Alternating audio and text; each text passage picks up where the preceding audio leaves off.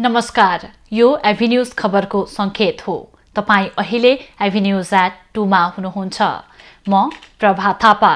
प्रारम्भमा मूल खबर। एमसीसी सम्झौता अगाडि बढाउने सरकारको तयारी। गृहमन्त्री खाँड भन्छन् एमसीसी अघि बढाउनु सरकारको दायित्व। सम्झौतालाई अगाडि बढाउनु सरकारको दायित्व।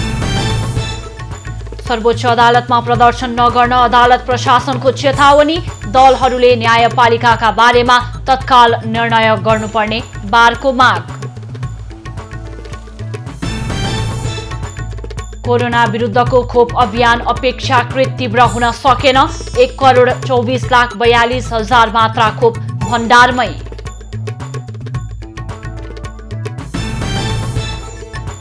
क्रिसमस र नयाँ वर्षको बिदामा ओमिक्रोन संक्रमण फैलन सक्ने WHO को चेतावनी। भीडभाड हुने कार्यक्रम रद्द गर्न आह्वान। र साफ फुटबलको उपविजेता राष्ट्रिय फुटबल टिमका सदस्यलाई सरकारद्वारा नगद सहित सम्मान। सरकारले सदैव खेलाडीको हितमा काम गर्ने प्रधानमन्त्रीको भनाई।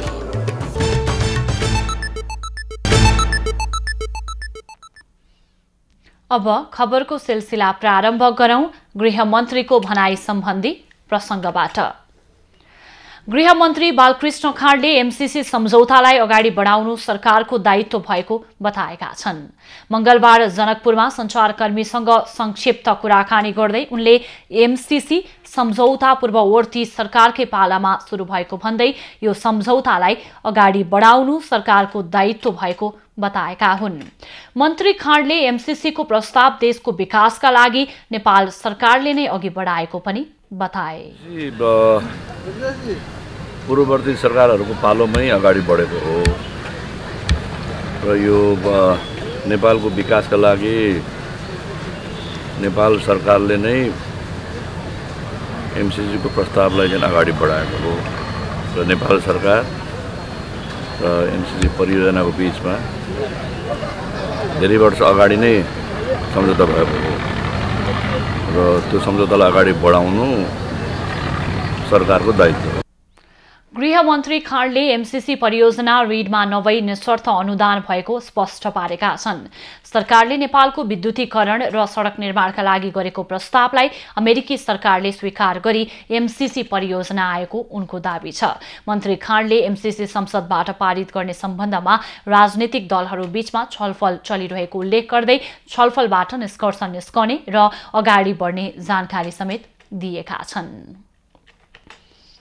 प्रमुख प्रतिपक्षी नेकपा एमालेको अवरोधकै बीच सभामुख अग्निप्रसाद सापकोटाले प्रतिनिधि सभाको बैठक अघि बढाएका छन्। एमाले सांसदहरूको नाराबाजीका बीच सभामुख सापकोटाले नेपाल मजदुर किसान पार्टीका नेता समेत रहेका सांसद प्रेम सुवाललाई यौन हिंसा विरुद्धका केही ऐनलाई संशोधन गर्ने अध्यादेश 2078 लाई अस्वीकार गरियोस् भन्ने प्रस्ताव प्रस्तुत गर्न समय दिएका थिए। सो क्रममा सांसद सुवालले प्रमुख प्रतिपक्षकै अवरोधका बीच संसद बैठक सुचारू हुन नसक्ने भन्दै वार्ता गर्नुपर्ने धारणा राखेका थिए। त्यस्तै कानून मन्त्री दिलेन्द्र प्रसाद बडुले यौन हिंसा विरुद्धका केही ऐनलाई संशोधन गर्ने अध्यादेश 2078 प्रस्तुत गरेका थिए। प्रधान न्यायाधीश चोलेन्द्र शमशेर जबराले सर्वोच्च अदालत परिसरमा प्रदर्शन नगर्न चेतावनी दिएका छन्। उनले सर्वोच्च अदालत प्रशासन मार्फत आन्दोलनरत कानून व्यवसायीहरूलाई अदालत परिसरमा प्रदर्शन नगर्न भनेका हुन्। प्रधान न्यायाधीश जबराको निर्देशन अनुसार सर्वोच्च अदालत प्रशासनले नेपाल बार एसोसिएसनका अध्यक्ष चण्डेश्वर श्रेष्ठलाई फोन गरेर प्रदर्शन र नाराबाजी नगर्न भनेको हो। अध्यक्ष श्रेष्ठले सर्वोच्च अदालतको मूल गेटमा प्रदर्शन नगर्न र माइक प्रयोग नगर्न चेतावनी आएको जानकारी दिए। अदालतको काम कारबाहीमा प्रभाव पर्ने भन्दै प्रदर्शन नगर्न चेतावनी दिएको बारले जनाएको छ। नेपाल बारले भने प्रधान न्यायाधीश जबराको राजीनामा नआउँदासम्म आन्दोलन नरोकिने जनाएको छ। न्यायालयको शुद्धिकरणका लागि कार्तिक 14 गतेदेखि बार एसोसिएसनले सुरु गरेको आन्दोलन पछिल्लो समय औपचारिकतामा सीमित बनेको छ। पछिल्लो समय आन्दोलनमा सहभागिता समेत कम हुँदै जान थालेको छ। नेपाल बार एसोसिएसनका अध्यक्ष चण्डेश्वर श्रेष्ठले प्रधान न्यायाधीश चोलेन्द्र शमशेर जवराको बहिर्गमनको सम्बन्धमा राजनीतिक दलहरूले तत्काल निर्णय गर्नुपर्ने बताएका छन्। मंगलबार एसोसिएसनले सर्वोच्च अदालतमा आयोजना गरेको विरोध कार्यक्रममा श्रेष्ठले न्यायपालिकामा भइरहेको विवादका सम्बन्धमा दलहरू मुखदर्शक भएर बस्न नहुने बताएका हुन्। न्यायपालिकालाई भ्रष्टाचार मुक्त बनाउन दलहरू अग्रसर नभएको उनको भनाइ थियो। प्रधानमन्त्रीदेखि लिएर प्रतिपक्षी दलको नेता सम्मका जो संसदका नेताहरूलाई हामी दिइसकेका छौँ। उहाँहरूले यो विषयमा आफ्नो निर्णय गर्नुपर्दछ। यो मुखदर्शक भएर बस्नु भनेको न्यायपालिकालाई भ्रष्टाचारमा तुलनामा दुबै राख्ने उहाँहरूको उद्देश्य हो भने त्यही अनुसार भन्नु पर्यो। होइन भने न्यायपालिकालाई भ्रष्टाचार मुक्त न्यायपालिका बनाउनको लागि उहाँहरूले पहल गर्नुपर्दछ। न्यायालयको विवाद समाधान नभएसम्म विरोधका कार्यक्रम जारी राख्ने बार एसोसिएसनले जनाएको छ। कोरोना भाइरस संक्रमण विरुद्धको खोप अभियान अपेक्षाकृत तीव्र हुन नसक्दा ठूलो मात्रामा खोप भण्डारणमै थन्किएको छ।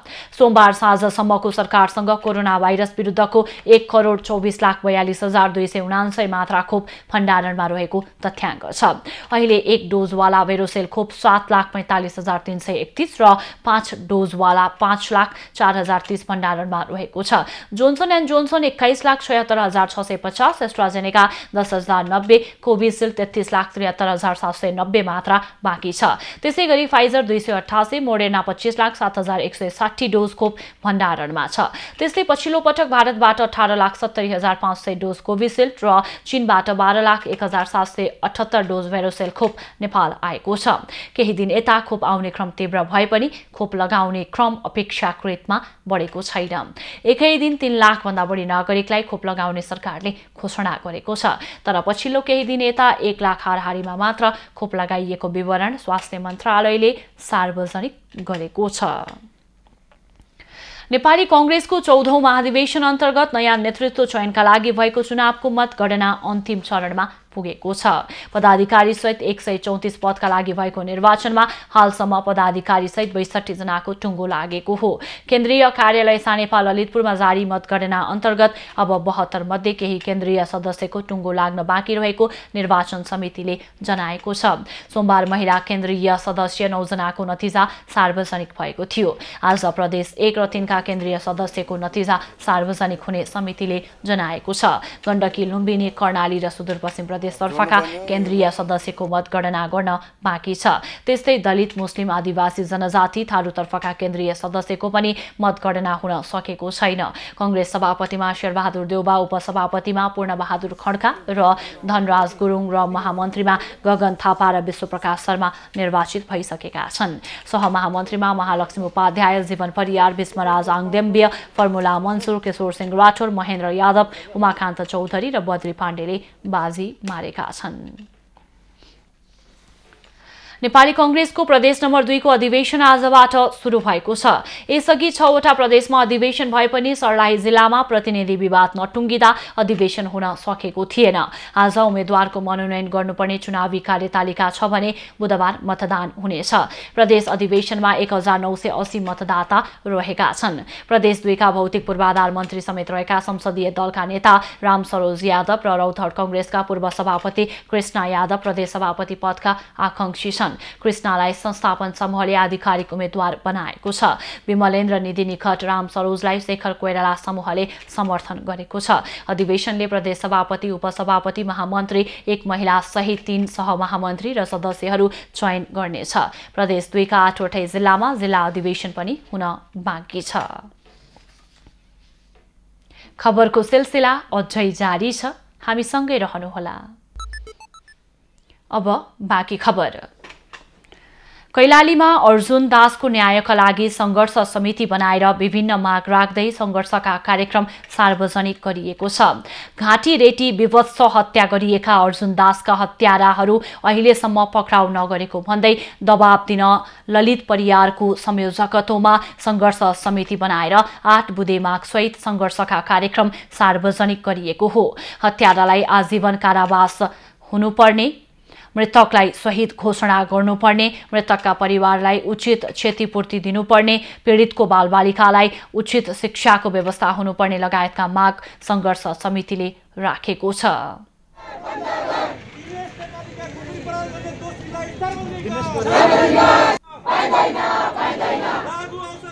घटनाका बारेमा अडियो सार्वजनिक भइसक्दा पनि प्रहरी प्रशासनले अपराधीलाई कानुनी दायरामा ल्याउन नसकेकोमा उनीहरूले विरोध जनाइरहेका छन् र यो विषयमा पछिल्लो जानकारी दिन हाम्रा संवाददाता मंगल बास्कोटे हाम्रो प्रत्यक्ष सम्पर्कमा हुनुहुन्छ।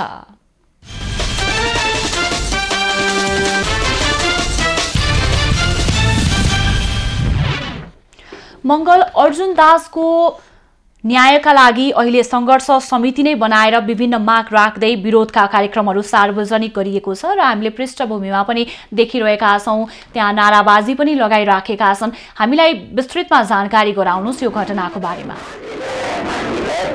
पक्कै पनि आज घटना घटेको यति दिन बित्न सक्दा पनि प्रहरी प्रशासनले एकजनालाई गिरफ्तार गर्यो भन्ने सुनिएको छ, तर अहिलेसम्म सार्वजनिक गरेका अवस्था छैन। अहिलेसम्म कानुनको कठघरामा अपराधी नियन्त्रण नहुँदाखेरि परिवार अथवा आफन्त स्वतस्फूर्त रूपमा समुदायले अहिलेका प्रहरी कार्यालय टिकापुरको अगाडि धरना गर्दैछ, शान्तिपूर्ण आन्दोलनमा अघि सरेको छ। ललित परिवारको संयोजकत्वमा एक संघर्ष समिति समेत अगाडि बढिसक्यो, निर्माण भइसकेको छ दबाब दिनका लागि। जुन सरकारले अहिलेसम्म चरणबद्ध रूपमा कैलालीको यस क्षेत्रमा घटनाहरू भइरहँदा कुनै पनि अपराधीलाई कानुनी कठघरामा ल्याउन नसक्दा शान्ति सुरक्षामा थप चुनौती थपिएको हुँदा अहिलेसम्म प्रहरी प्रशासन र सरकारको लाचारका कारणले गर्दाखेरिमा यो अवस्था आइसकेको हुनाले यस्तो आन्दोलन गर्नु परेको यहाँका स्थानीयले बताएका छन्। अहिले जुन प्रहरीको अगाडि इलाका प्रहरी कार्यालय अगाडि आफ्ना संघर्षका कार्यक्रमहरू अघि सारिसकेका छन्। हामीसँग अहिले हुनुहुन्छ। जसो तपाईँहरूले संघर्षका कार्यक्रमहरू अघि सार्नु भएको छ, के छन् तपाईँहरूको कार्यक्रम बताउनुहोस् त। यो संघर्ष कार्यक्रम भन्नुभन्दा पनि यहाँ सबभन्दा यो देशको शासन सत्ता र देशको कानुनै फितलो भएको हुँदा, मान्छेलाई हेटेर मार्ने इतिहासमा पहिलोपटक भएको हुँदा, यो जनगणना अपराध अन्तर्गत परेको हुँदा हामीले देख्ने गरेका छौँ यो कानुन लगभग यो कागजमा मात्र सीमित भएको छ र कानुन पनि एकदम जटिल तरिकाले बनेको छैन। यो पहिलो कुरा। दोस्रो कुरा, कानुन बनिसकेपछि जुन प्रदेश संघ र 3 तहका सरकारमा हुनुपर्ने यो सुरक्षा संयन्त्र छ त्यसको पर्याप्त मात्रामा छैन। मलाई लाग्छ आज विभिन्न दलहरू छन्, विभिन्न पार्टीहरू छन्, उहाँहरूका विभिन्न भातृ संगठनहरू छन् र अहिले दलहरूमा पनि होडबाजी लागिरहेको अवस्था छ। तर देशमा शान्ति सुरक्षा कायम गर्ने सुरक्षा संयन्त्र भनेको एकदम कमजोर अवस्थामा छ। जस्तै टिकापुर र जानकी गाउँपालिका र लम्कीया कुरा गर्ने हो भने केही थोरै मात्रामा त सुरक्षाकर्मीहरू यहाँ भएका छन्। यो सुरक्षाकर्मीहरूको संख्या पनि एकदम निम्न छ र यसले गर्दा यहाँ सिमानासँग जोडिएको हुँदाखेरि, यो सिमाना खुल्ला सिमाना भएको हुँदाखेरि यहाँ लागु औषधको बिगबिगी छ, बलात्कार हिंसा हत्या भएर एकदमै सजिलै फरार हुने चाहिँ विधि बनाइदिएको छ। यहाँ हाम्रो वास्तवमा नेपाल जुन पछिल्लो चरणमा सङ्घीयतामा आयो र यो भारतसँग कुनै किसिमको सम्झौता भएन कि हामी यो खुल्ला सिमानाहरूलाई अन्त्य कसरी गर्ने र यसको लागि चाहिँ कुनै पनि कसैको पनि दल या चाहिँ पार्टीको या चाहिँ सरकारको ध्यान आकर्षण गरेको छैन। जुन खुल्ला सीमा छ यसले गर्दा यहाँ दिनदिन प्रत्येक श्रृङ्खलाबद्ध रूपमा यहाँ जुन किसिमले हत्या हिंसा बलात्कार भइरहेका छन् हामीले प्रत्यक्ष रूपमा देखिरहेका छौँ। यहाँ हामीलाई त साह्रै यहाँ जिउन गाह्रो भइसकेको। मलाई त अनुरोध छ, म यो मिडिया मार्फत भन्न चाहन्छु कि त सरकारले हामीलाई गन पिस्तौल बोक्ने अधिकार दिनु पर्यो। हामी पिस्तौल बोक्छौँ वार एन्ड पार होइन, मृत्यु र के अरे यो जीवन र मरणको चाहिँ सङ्घर्ष गर्छौँ र लड्छौँ। यो सरकारले होइन भने यो खुल्ला सिमानालाई बन्द गर्नुपर्ने र पर्याप्त मात्रामा सुरक्षा निकायलाई सुरक्षा यहाँहरूको मान्यता यो खुल्ला सिमानाले गर्दाखेरि अपराधिक क्रियाकलाप बढी बढेको यहाँको आकलन एकदम। त्यो सँगसँगै पर्याप्त मात्रामा सुरक्षाकर्मीहरू किन भएनन् अहिलेसम्म? सरकार प्रदेश सरकारले पनि पर्याप्त मात्रामा सुरक्षाकर्मी छैन भन्छ। यहाँ एउटा घटनामा साह्रै चाहिँ 15 जना सुरक्षा कता जाने भनेर चाहिँ यहाँ प्रत्येक सुरक्षा निकायका तपाईँको अधिकारीहरूले बोल्ने गर्ने सुन्ने आएको छ। यसै गरी खुल्ला सिमानाले गर्दा गर्दा यहाँ पुरै किसिमका जुन किसिमका घटनाहरू घटेका छन् यो एउटा पहिलो यो मुख्य कुरा हो र यसमा कुन अब कुन डाटा छन् या कुन हामीलाई समस्या छ योहरूले जो यो भारतको खुल्ला सिमाना नै राख्नुपर्ने के छ।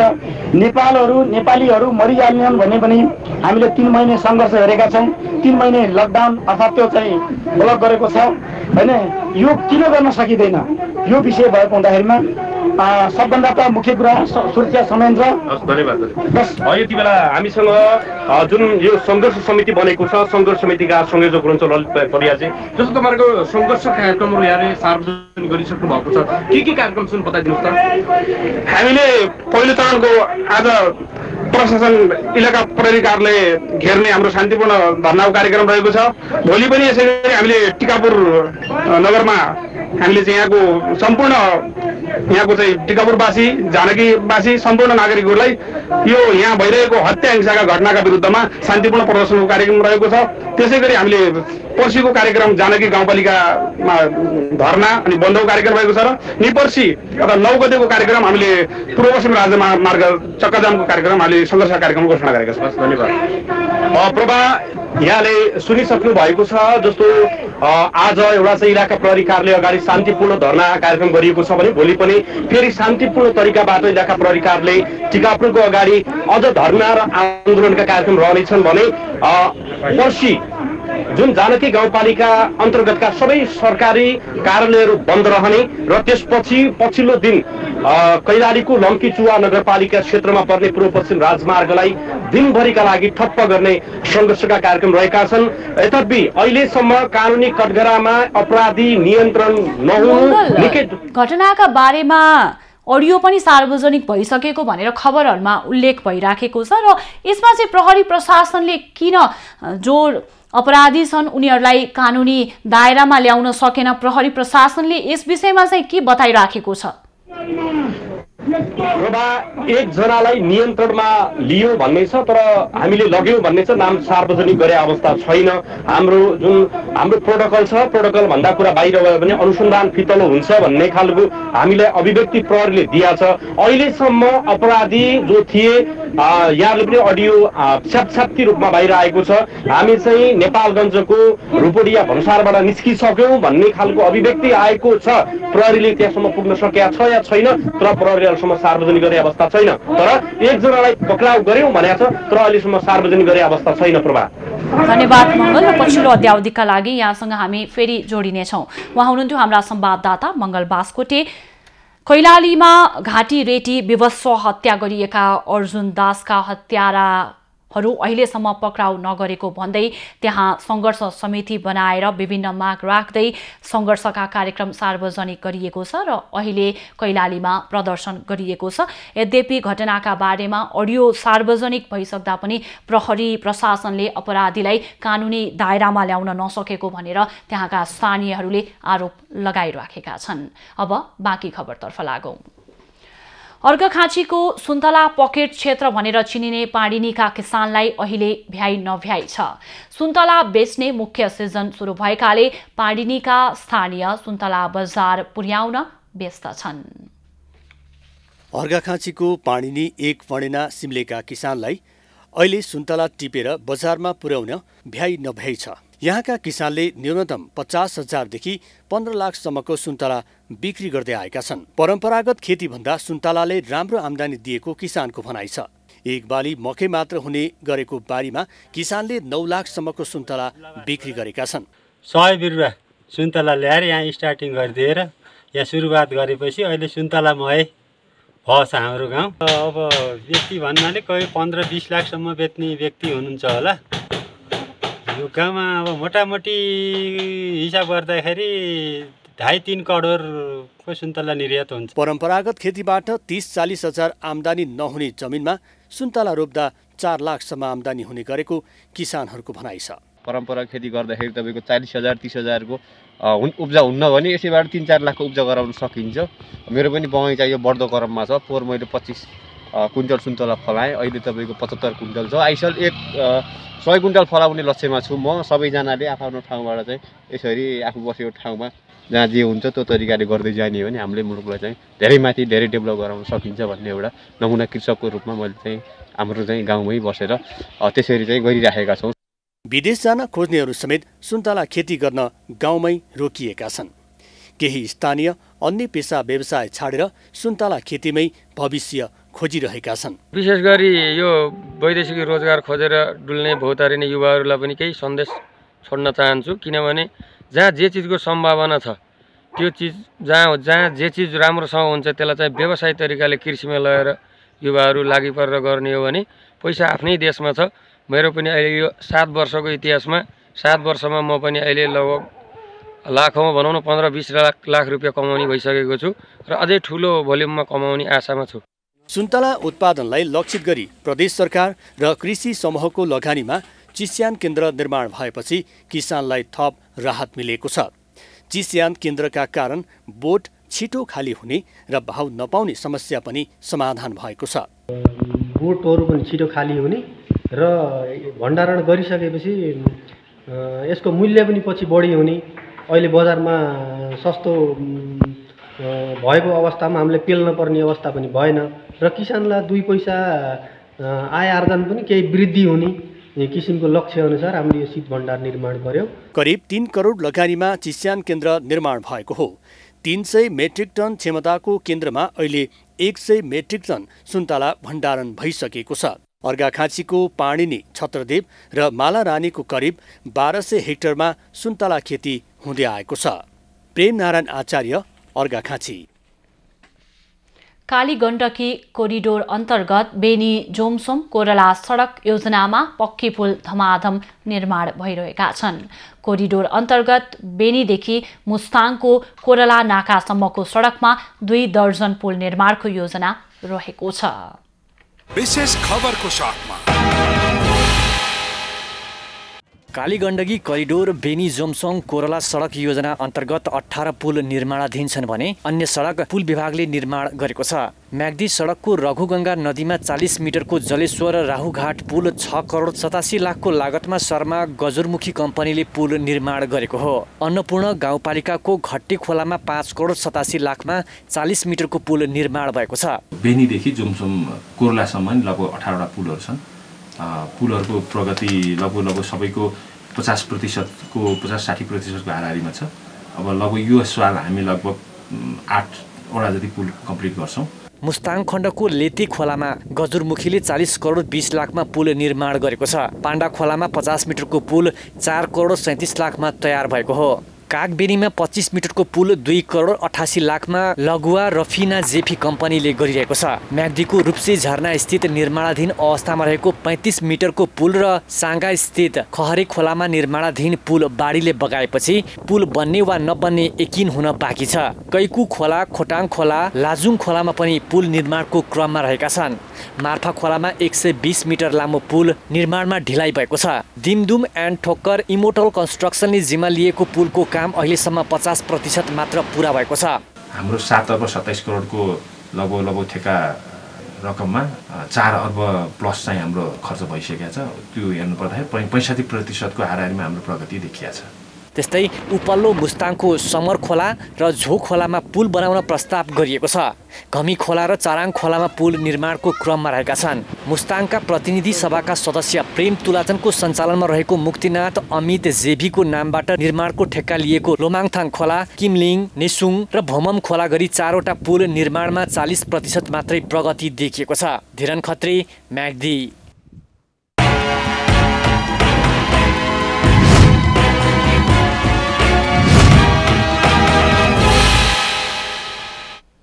चिसो मौसममा विद्युतको माग बढे पनि उत्पादन घटेको छ। हिउँदको समयमा जलाशयमा पानीको सतह घटेसँगै विद्युत उत्पादन पनि घटेको हो। अहिले नेपालमा उत्पादित विद्युतले माग नै धान्न नसक्ने अवस्था आएको नेपाल विद्युत प्राधिकरणले जनाएको छ। नेपाल विद्युत प्राधिकरणले विद्युत माग बढेको बताएको छ। चिसो मौसममा विद्युतीय उपकरणको प्रयोग बढी हुने हुँदा विद्युतको माग बढेको हो। तर हिउँदको समयमा उत्पादन कम हुने भएकाले पनि माग अनुसार आपूर्ति गर्न प्राधिकरणलाई समस्या हुने गरेको छ। अहिले अपुग विद्युत भारतबाट ल्याइएको छ। गत वर्षको तुलनामा अहिले 300 मेगावाट विद्युतको माग बढेको छ। वर्षाको समयमा विद्युत उत्पादन बढी हुने र खेर नै जाने भए पनि अहिले उत्पादन क्षमता 1000 मेगावाट मात्र रहेको प्राधिकरणको भनाइ छ। हाम्रो खोलाहरूमा पानीको बहाव कम भयो र जेनेरेसन कम भएको हुँदाखेरि अहिले हामीले भारत एक्सपोर्ट गरेको छैनौं, बरु भारतबाटै हामीले अहिले आयात गरिरहेको छ। वर्षाको समयमा 39 मेगावाट विद्युत भारतलाई बिक्री गरिए पनि अहिले उत्पादन कम भएसँगै प्राधिकरणले 200 मेगावाट विद्युत भारतबाट आयात गरेको छ। प्राधिकरणले उद्योगीहरूलाई विद्युतको खपत बढाउन आग्रह गरे पनि अहिले चाहे जति उत्पादन हुन सकेको छैन। थप विद्युत मागलाई व्यवस्थापन गर्न ठूला क्षमताका लाइन तथा सब स्टेशनको निर्माणको काम सुरु गरिरहेको प्राधिकरणको भनाइ छ। वितरण प्रणाली प्रसारण लाइनहरूको निर्माणहरू जस्तो हेटौडाबाट तपाईले हेर्नुभयो भने बर्दघाट 220 केबी, त्यस्तै हेटौडाबाट इनरुवा 400 केबी प्रसारण लाइनहरू, त्यस्तै इनरुवाबाट विराटनगर 132 केबी डबल सर्किट प्रसारण लाइन, अब बुटोलबाट फेरि भैरवा 132 केबी डबल सर्किट प्रसारण लाइनहरू, त्यस्तै कोलपुरबाट सुर्खेत 132 केबी डबल सर्किट प्रसारण लाइनहरू हामीले निर्माणहरू प्रशस्त गरिरहेका पनि छौं। जलस्रोतको दोस्रो धनी देश भनिए पनि नेपालमा विद्युत उत्पादन र वितरण प्रणालीमा वर्षेनी समस्या आउने गरेको छ। देश जलविद्युतमा आत्मनिर्भर भएको घोषणा गर्ने अनि ग्यासलाई विस्थापित गर्दै विद्युतको उपभोग गराउने ऊर्जा मन्त्रीको उद्घोष केवल सस्तो लोकप्रियता मात्र बन्न पुगेको छ। क्यामेरामा कुमार मानन्धरको साथमा भवानी कार्की, काठमाडौँ। 3 करोड 32 लाख लागतमा जिल्ला अस्पताल भोजपुरको नर्सिङ क्वार्टर भवनको निर्माण थालिएको छ। भवन निर्माणको हालसम्म भौतिक प्रगति 50% रहेकाले सम्झौता अवधि अगावै सक्ने लक्ष्य रहेको निर्माण कम्पनीले जनाएको छ। जिल्ला अस्पताल भोजपुरको नर्सिङ क्वार्टर भवन निर्माणको कामले तीव्रता पाएको हो। अस्पतालमा कार्यरत नर्सहरूलाई लक्षित गरेर भवन निर्माणको काम थालिएको हो। सघन शहरी तथा भवन निर्माण आयोजना धनकुटाको भ्याट सहित 3 करोड 32 लाख लागतमा ब्राइट बुल युडी बिल्डर्स जेबीले क्वार्टर भवन निर्माणको जिम्मा लिएको हो। भित्तामा पर्खाल लगाउने, जग बसाल्ने लगायतका काम गत भदौ महिनाबाट थालिएको भए पनि मुख्य क्वार्टर भवन निर्माणको काम भने कार्तिक महिनाबाट सुरु भएको छ। यसको म्याद भनेको चाहिँ 79 फागुनसम्म छ। त्यसो भएको हुनाले चाहिँ हामीले यसलाई समयभन्दा अगाडि एउटा चाहिँ तोकिएको मापदण्ड र गुणस्तरमा चाहिँ निर्माण गरेर सरकारलाई चाहिँ जिम्मा लगाउने हामीले चाहिँ सोचका साथ यहाँ हामीले त्यही अनुसारले जनशक्ति, यसको चाहिँ निर्माण सामग्रीहरू र चाहिँ प्राविधिक जनशक्तिहरूलाई हामीले चाहिँ प्रयोग गरेर काम गरिरहेका छौँ। 2 तलाको भवनमा 8 परिवारलाई बस्न मिल्ने गरी आवश्यक संरचना निर्माण हुने जनाइएको छ।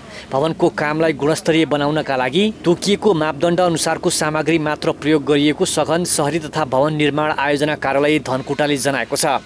यसको पहिलेदेखि नै हामीले सबै ल्याब टेस्टहरू हुन्छ नि सर, सबै प्री टेस्ट गराएर एग्रिगेटदेखि लिएर स्यान्डदेखि लिएर सिमेन्ट सम्पूर्ण रूपमा सबैको ल्याब टेस्ट प्री टेस्ट सबैको रिपोर्टमा आएको छौँ। त्यो रिपोर्ट चेक गरेर मात्र यहाँ हामीले काम सुरु गराएको। त्यस पश्चात पनि हामीले यहाँ पनि अहिले क्युब टेस्टहरू सबै 9वटा स्पेसिमेन लिएर 1 स्याम्पल यहाँ पनि हामीले राखेको छौँ। सम्झौता अवधि 2089 सालको फागुनसम्म रहेको भए पनि गुणस्तरीय ढङ्गले निर्माण गरेर त्योभन्दा अघि नै सरकारलाई हस्तान्तरण गर्ने निर्माण कम्पनीको दाबी छ। पहाडी जिल्ला एवं आवश्यक सुविधा कम हुँदा स्वास्थ्यकर्मी तथा डाक्टरहरू कमैले मात्र यहाँ बस्न रुचाउने गरेका छन्। भवन निर्माण भएपछि सो समस्या हट्ने विश्वास गरिएको छ। युवराज विष्ट, भोजपुर। मृगौला डायलासिस सेवा सुरु गरेसँगै पर्वत जिल्ला अस्पतालमा रगत अभावको समस्या देखिन थालेको छ। अस्पतालमा शल्यक्रिया सेवा सुरु भएकाले पनि अस्पतालमा रगत अभावको समस्या देखिन थालेको छ। जिल्लाका स्थानीय तहबाट समेत बिरामी रिफर भएर आउने गरेकाले आकस्मिक रक्तदान गरेर उपचार सेवा दिनुपर्ने अवस्था आउने गरेको अस्पतालको भनाइ छ। हामीलाई चाहिँ गाह्रो के भएको छ भन्दाखेरि ब्लड चढाउनु पर्ने अवस्था, तर ब्लड हामीसँग नहुँदा कहिले हामीसँग नजिकै रहेको एपिएफसँग माग्नुपर्ने, एपिएफको कर्मचारीहरूसँग, कहिले नेपाल प्रहरी, कहिले चाहिँ हाम्रै स्वास्थ्य कर्मीहरूबाट ब्लड लिँदै चढाउँदै गर्नुपर्ने जुन अवस्था छ, त्यसले गर्दा चाहिँ अस्पतालको जुन रक्त सञ्चार जुन ब्लड डोनेसनको पार्टमा चाहिँ अलिकति समस्या भएको छ। सामान्यतया दैनिक 6 युनिट रगत माग हुने गरे पनि त्यो उपलब्ध हुने गरेको छैन। अस्पताल नजिकैको रेड क्रसको रक्त सञ्चार केन्द्रले पनि रगत उपलब्ध गराउन सकिरहेको छैन। रगत अभावले शल्यक्रिया गर्न समेत समस्या हुने गरेको छ। अस्पतालबाट दैनिक 150 सम्म बिरामीले उपचार सेवा लिने गरेका छन्। विदेशमा रहेका नेपालीले पठाउने रेमिट्यान्स घट्दो क्रममा रहेको राष्ट्र ब्याङ्कको तथ्याङ्कले देखाएको छ। ब्याङ्कको पछिल्लो चौमासिक प्रतिवेदन अनुसार साउनदेखि कार्तिकसम्म नेपालभित्र नै रेमिट्यान्स लगातार घट्दो क्रममा देखिएको हो। तथ्याङ्क अनुसार रेमिट्यान्स साउनमा 18%, असोजमा 8% र कार्तिकमा 7.5%ले घटेको छ। साउनदेखि कार्तिकसम्म रेमिट्यान्स बापत नेपालमा 3 खर्ब 12 अर्ब 42 करोड रुपैयाँ नेपाल भित्रिएको छ। यो गत वर्षको तुलनामा निकै कम हो। अघिल्लो वर्ष सोही अवधिमा रेमिट्यान्स 11.2%ले बढेको थियो। विदेशबाट औपचारिक माध्यम मार्फत पैसा पठाउनु रेमिट्यान्समा कमी आउनुको एउटा कारण हुन सक्ने केन्द्रीय ब्याङ्कको अनुमान छ। रेमिट्यान्सलाई लिएर अहिले नै चिन्ता गर्नुपर्ने अवस्था नआएको ब्याङ्कको दाबी छ। पछिल्लो समय कामदारको माग बढेकाले पनि यस्तो अवस्था नरहने अनुमान गरेको हो। अर्थविदले भने 4 महिना अवधिमा 1 अर्ब डलरसम्म रेमिट्यान्स घट्नुलाई चिन्ताको विषय मानेका छन्। यसको असर भुक्तानी सन्तुलन र कुल विदेशी विनिमय सञ्चितमा पर्ने बताइन्छ। कञ्चनपुरका विभिन्न नदी तटीय क्षेत्रमा एमरेट परियोजना मार्फत जैविक तटबन्ध, बगर खेती र वृक्षारोपण गरिएको छ। स्थानीय तहहरूसँगको समन्वय र सहकार्यमा निर्माण गरिएको तटबन्धले जीविकोपार्जनमा समेत सहयोग पुर्याएको छ। Nepal red cross society Kanchanpur जिल्ला शाखा र मर्सिकोर नेपालको संयुक्त साझेदारीमा सञ्चालित आर्थिक विकास मार्फत विपद जोखिम व्यवस्थापन एमरेड परियोजनाले कञ्चनपुर जिल्लाका विभिन्न नदी तटीय क्षेत्रमा 3600 मिटर जैविक तटबन्ध तथा बगरमा उखु, दलहन, घाँस र वृक्षारोपण गरेको छ। कञ्चनपुर जिल्लाको अति सङ्कटासन्नमा रहेका शुक्लाफाटा नगरपालिका, कृष्णपुर नगरपालिका, लालझाडी गाउँपालिका, बेलौरी नगरपालिका र पुनर्वास नगरपालिकामा परियोजनाले कार्य गरिरहेको बताइएको छ। उक्त कार्यबाट लक्षित समुदायका नागरिकहरूको जीविकोपार्जनमा निकै सहयोग पुगेको छ। यो छेउ बाउन्ड्रीको किसानहरूलाई यस्तो दुःख कष्टको कुनै पनि हेर्नुहुन्छ कि भन्ने आशामा छौँ। फेरि पनि तटबन्ध हाम्रो 400 मिटर हो। 300 मिटर यता छ, 100 मिटर उता। हामीले यो राम्रो काम गरे मार्फत 100 मिटर मर्सिकोर र रेड क्रस सोसाइटीले हामीलाई थप दिनुभएको राम्रो काम गरे बापत। बगर हामीले जोगाउनु छ, किनकि अब बगरमा हामीले समितिको आय स्रोत पनि बढाएका छौँ। यो जस्तै अब 3-4 साल अघि यो बोट हाम्रो भएको थिएन बगरमा। हामीले घाँस उत्पादन गरेर अलिकति यो घाँस पनि बेच्ने, बिक्री वितरण पनि गरेका छौँ समुदायमा। बहुत अच्छो सोच के साथ हम आगे बढ़ रहे हैं और नदिया किनारे जो है हम बांस रोपण संग संगे हम अब घास रोपण पे हमारो योजना है। नदिया किनारे घास जहाँ सब रोपेंगे हम, तो हमरो जहाँ सब नदिया किनारे को क्षेत्र जो है शायद वो हमार कटान पटान से बच सकता है। एमरेड परियोजनाले कार्यक्षेत्रमा भइरहेको नदी कटानी रोकथाम र नियन्त्रणका लागि सम्बन्धित पालिकाहरूसँगको समन्वय र सहकार्यमा जैविक तटबन्ध निर्माणका कार्यहरू गरिरहेको छ। त्यस्तै बाढी प्रभावित समुदायहरूमा बाढीको जोखिम घटाउन तथा आमदानी बढाउनका लागि उखु खेती समेत गरिएको छ, जसको परिणाम स्वरूप नदीले कटानी तथा पटानी गरेको बगर तथा नदी किनारामा उखु खेती मार्फत बाढी नियन्त्रणमा मद्दत पुगेको छ भने उखुबाट समुदायको आमदानी समेत बढेको छ। परियोजनासँगको आर्थिक र प्राविधिक समन्वय र सहकार्यबाट जोखिमयुक्त क्षेत्रका नागरिकहरूको जीवनस्तरमा सुधार ल्याउन सफल भएको स्थानीय तहका जनप्रतिनिधिहरूको भनाइ छ। तेस्रो कार्यक्रमको फेजआउटको हाम्रो समीक्षा गोष्ठी थियो। त्यो समीक्षा गोष्ठीबाट लालझाडी गाउँपालिकामा बगर क्षेत्र बढी छ, उहाँहरूले प्लानिङ गरिराख्नु भएको छ। यसपालि लगभग हामीले लक्ष्य राखेको उखु खेतीको लागि 100-125 बिघा रेड क्रसले पनि भनिएको छ। मैले बीमा चाहिँ 50% अनुदान दिन्छु। हिजो हामीले गोष्ठीबाट त्यही लगभग आगामी वर्षको प्लानिङ पनि गरेर आएका छौँ। परियोजनाबाट एकातर्फ प्रयोगविहीन भइरहेको बगरलाई पुनः प्रयोग गरी उत्पादनमूलक आय आर्जनमा टेवा पुगेको र अर्कोतिर बाढीको जोखिमलाई न्यूनीकरण गर्दै माटोको उर्वरा शक्ति बढाउन समेत मद्दत गरेको छ। एभिन्यूज खबरका लागि हरिश चन्द्र बाग, कञ्चनपुर। बाँकेको 9 ओस्तामा रहेको क्षेत्रीय कारागारको निर्माण कार्य अन्तिम चरणमा पुगेको छ। 1500 कैदीबन्दी राख्ने गरी कारागारको निर्माण चैत्र मसान्तसम्म सक्ने तयारी छ। बाँकेको 9 बस्तामा 41 करोड लागतमा निर्माण हुन लागेको 3000 कैदी बन्दी राख्न सक्ने क्षमताको क्षेत्रीय कारागार निर्माण अन्तिम चरणमा पुगेको छ। कैदी बन्दीलाई सुरक्षा, स्वास्थ्य, खानेपानी, खेलकुद र अन्य आय आर्जनका कामहरू समेत दिने उद्देश्यले निर्माण कार्य थालिएको पहिलो चरणमा 1500 कैदी क्षमताको क्षेत्रीय कारागार निर्माण भइरहेको छ। कैदी बन्दीहरूलाई दिइने सुविधा, सुरक्षा, स्वास्थ्य, खानेपानी, खेलकुद र अन्य आय आर्जनका कामहरू दिने 10 बिघा जमिनमा 3000 क्षमताको क्षेत्रीय कारागार निर्माण हुन लागेको हो। क्षेत्रीय रूपको कारागार हो। यसमा 10 बिघा जमिन चाहिँ हामीलाई प्राप्त भएको छ कारागार प्रयोजनको लागि। त्यो 10 बिघा जमिनमा 3000 क्षमताको full fresh facility, health post, office अनि पुलिस सबै राखेर बन्ने खालको 3000 क्यापेसिटीको टोटल मास्टर प्लान हो। त्यो मास्टर प्लानको पहिलो चरणको अहिले काम भइरहेछ। वास्तवमा यो काम सिद्धिँदाखेरि, यो पहिलो चरण सिद्धिँदाखेरि चाहिँ 1500 कैदीबन्दीलाई राख्न सक्ने गरी यसको काम हुँदैछ। यो करिब 41 करोड जतिमा काम सम्पन्न हुन्छ। सुरुवाती चरणमा केही बाधाहरू आइपरेकाले निर्माणमा ढिलाइ भएको शहरी विकास तथा भवन निर्माण विभागले जनाएको छ। ठेकेदार कम्पनी रसुवा पप्पु जेवीले पहिलो चरणको 10 बिघा क्षेत्रफलमा तारबारले घेर्ने कार्य सकेको छ। निर्माण भएका भवनहरूमा रङरोगनदेखि मार्बल फ्लोरिङको कार्य भइरहेको र भवन स्ट्रक्चरको काम सकिएकाले अन्तिम पटक थप गरिएको समयमा अब बाँकी रहेको 3 महिनाभित्रै काम सक्ने अपेक्षा छ। बिल्डिङको अवस्थाको बारेमा कुरा गर्दाखेरि अहिले रङरोगन र फिनिसिङको कामहरू भइरहेको छ। त्यसमा पनि मार्बलको हाम्रो फ्लोरिङको कामहरू भइरहेको छ र उता माथि अब गमलाको लागि उहाँहरूले ट्राई गर्दै हुनुहुन्छ थर्मल इन्सुलेसनको लागि। त्यो बाहेक हाम्रो कोठाहरूभित्र चाहिँ वुडन प्ल्याङ्कहरूको काम त्योहरू चाहिँ अहिले भइरहेको छ। क्षेत्रीय कारागारका लागि पहिलो चरणमा 25 वटा भवन निर्माण हुनेछन्। ती मध्ये 5 वटा प्रशासनिक भवनहरू हुनेछन्। एउटा भवनमा जेल प्रशासन र क्वार्टर रहनेछ। 2 वटा भवनमा नेपाली प्रहरी र सशस्त्र प्रहरीको लागि आवासीय तथा डाइनिङ रहनेछ।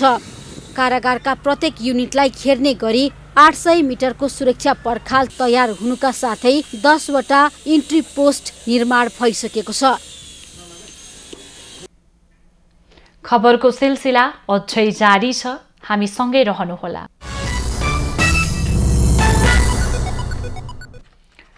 प्रधानमन्त्री शेरबहादुर देउवाले खेलाडीहरूको मनोबल उच्च राख्न सरकारले सदैव खेलाडीहरूको हितमा काम गर्ने बताएका छन्। साफ फुटबलको उपविजेता बनेको राष्ट्रिय फुटबल टिमको सदस्यलाई सम्मान कार्यक्रममा प्रधानमन्त्री देउवाले खेल र खेलाडीको विकासका लागि सरकार प्रतिबद्ध रहेको बताएका छन्।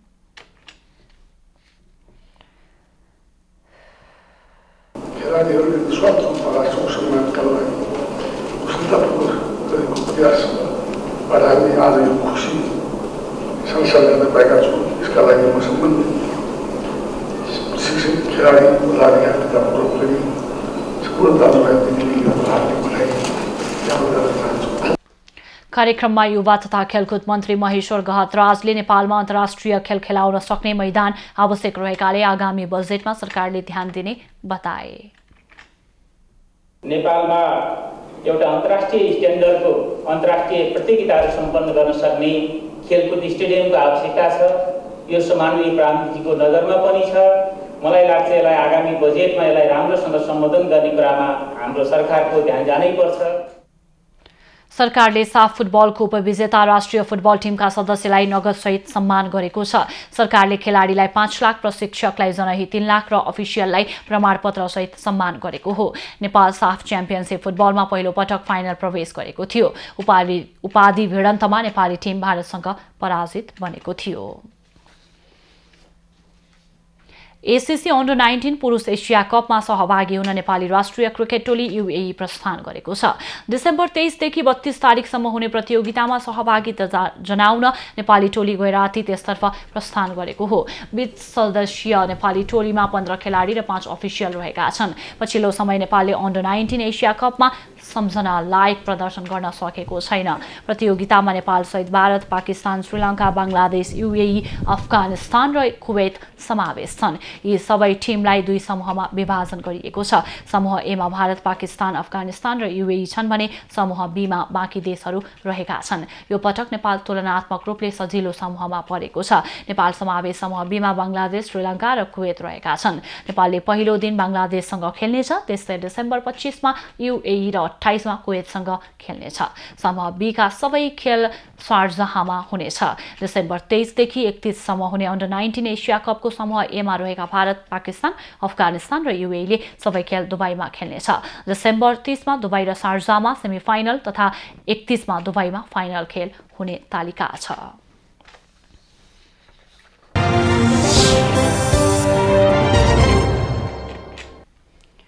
न्यूनचापीय प्रणालीको आंशिक प्रभावले पहाडी क्षेत्रमा आंशिक बदली भएको छ भने बाँकी स्थानको मौसम सामान्यतया सफा रहेको छ। अपराह्नपछि उच्च पहाडी तथा हिमाली भेगका केही स्थानमा हल्का हिमपातको सम्भावना रहेको जल तथा मौसम पूर्वानुमान महाशाखाले जनाएको छ। काठमाडौँ उपत्यकाको आजको अधिकतम तापक्रम 17 डिग्री सेल्सियस र न्यूनतम तापक्रम 3 डिग्री सेल्सियस बीच रहने अनुमान गरिएको छ। आज सूर्योदय 6:50 भयो भने सूर्यास्त साँझ 5:13 हुनेछ। आज देशभरको मौसम कस्तो रहला त? हेरौं देशका विभिन्न स्थानको अनुमानित मौसमी अवस्था।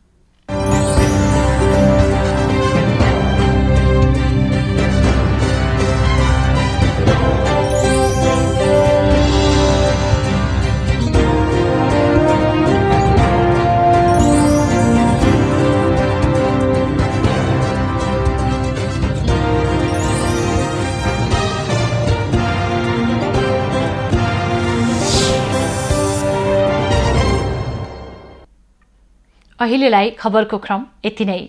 एभी न्यूज खबरका यी सहित अन्य विस्तृत खबरका लागि www.avnews.tv लगअन गर्न सक्नुहुनेछ। युट्युब, फेसबुक र ट्विटरमा पनि हामीलाई फलो गर्न सकिनेछ।